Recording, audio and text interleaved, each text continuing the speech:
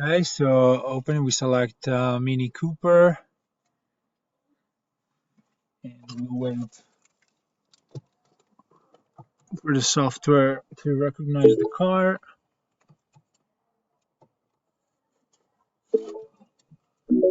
There we go, on it.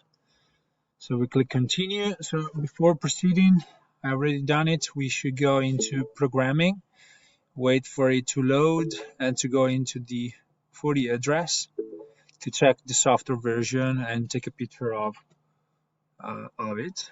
Then we can go into keys and start synchronization, EWS manager. Okay, so we have a BDC module. We can do it via OBD. So we click next. Rate encoding, next.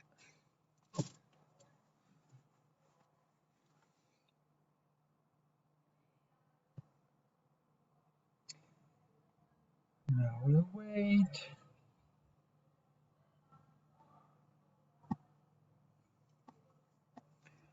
Just wait, and then we will save the data of the configuration.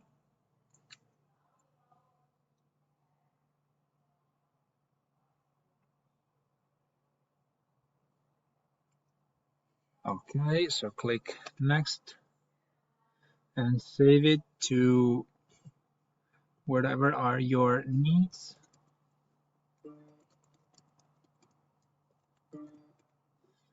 Okay.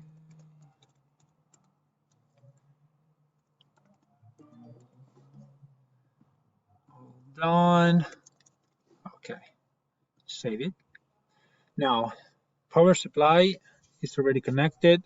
Now below 13.6, connected to the car, and click next. Now we just need to wait for the procedure. One thing is that the OBD with ANIT makes it super fast. So let's just wait.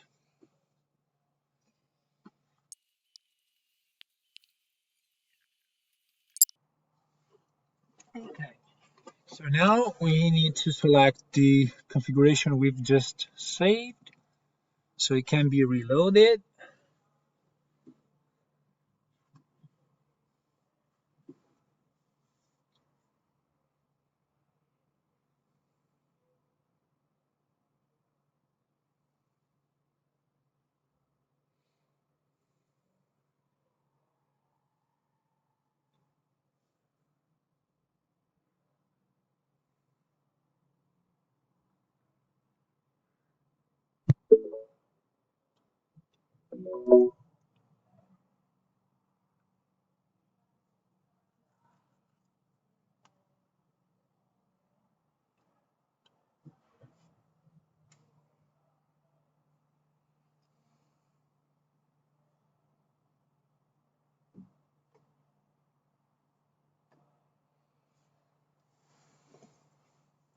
Okay, so the procedure is almost over. So we select program key. We do have a working key, of course, so we click next. And now we take our original key and put it here. Now checking for firmware update. Let's put it this way. So it's detected, key number 0. So now select key position, whatever you want. I just keep going with key number 2, select. We take our new key and put it in the pro tag like that. Now it's detecting. All done. Writing. Hold it there. Okay, so now we remove the key and we should put it here like this. But first I have to click next. So now I'm holding like this. Invalid value. Okay. Key authentication and key learned.